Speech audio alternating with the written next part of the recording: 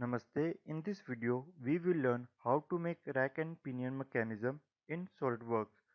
So, a first question arises in your mind, why I need to watch this video? There are several videos on YouTube how to make a rack and pinion mechanism. So, first of all, if you watch all these videos carefully, you will realize either they did not, either the gear did not mesh properly, or the distance between the rack and pinion gear is not correct. So I will tell you how to calculate the exact distance between the rack and pinion gear and how to measure them properly. So first of all, select the spur gear. Now one need to remember, that is module. Whenever you are going to make any mechanism of gear, make sure that if if two gears are meshing, their module is same. If their module is not same, they will not mesh properly. Just remember that it doesn't matter what's their number of teeth or what's their diameter. If their module is not same, they will not mesh. Module is basically the ratio of diameter upon teeth. Click OK. Go to library, select rack and spur gear. Rack. Now as you can see, the module is 2. Make sure your module is same whenever you are going to make any mechanism with gear. Click OK. Now click on move component. As I'm trying to move this gear, as you can see a message pop up. The selected component is fixed, it cannot be moved. So to move this component, right click on it, select float. After that, click on move component. As you can see, I am able to move it now. Now click on this eye, select temporary, view temporary axis. Now select the mate, select this front face, select the front face, change the direction, click OK. Now select this face, select the front face, OK. Now, click on it, select tooth cut, right click on it, click on show. Now select the front plane, press Ctrl plus 8. Now select this component, right click on it, click on show. Now click on evolute, select measure. As you can see, the distance from here to here is 2.50 mm, and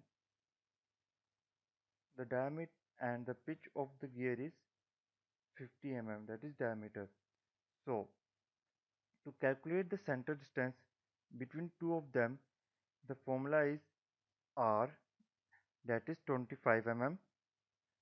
Uh, Let me show you. Okay, the diameter is 50 mm. So it's obvious that the radius is 25 mm. 25 mm plus this 2.50 mm distance.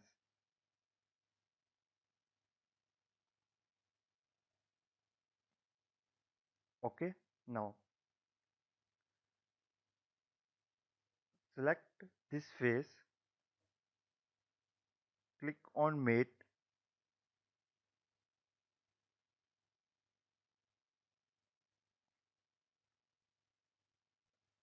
select top plane, select distance, and enter the value of 27.5. Click OK. Now select this center, select top face, click OK. Select the front, now exit, select the front face, press Ctrl plus 8.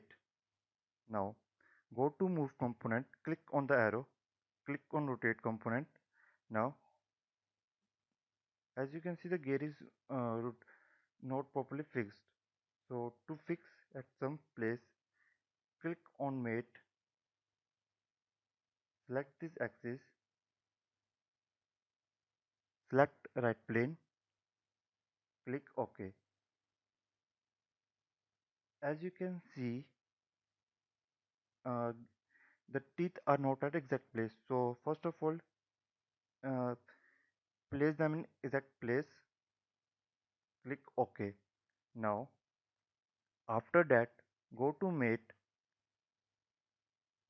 select mechanical, click on rack and pinion. Now, select this edge. Remember, you need to select the edge of a rack, not the face.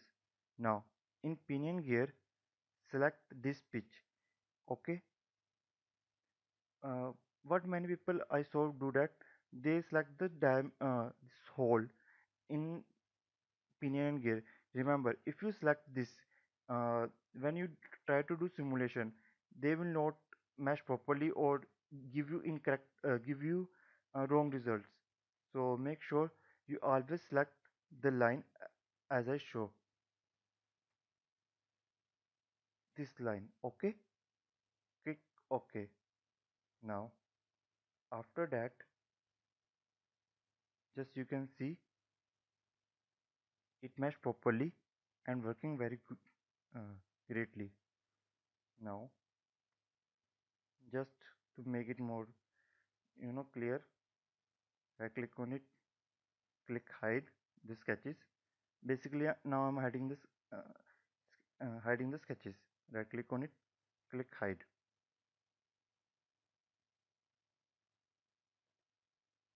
click on the view.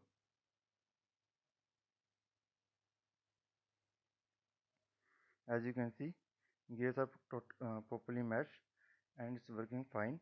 And one more thing, they are not you know inclining or uh, some position disturbing or something else. If you watch some other videos, you will see that the rack is basically start turning or does not align at a fixed position. I hope you like this video. If you have any doubts and queries, make sure you comment and make sure you click on the like, subscribe and share button. Thanks for watching and have a great day. Namaste.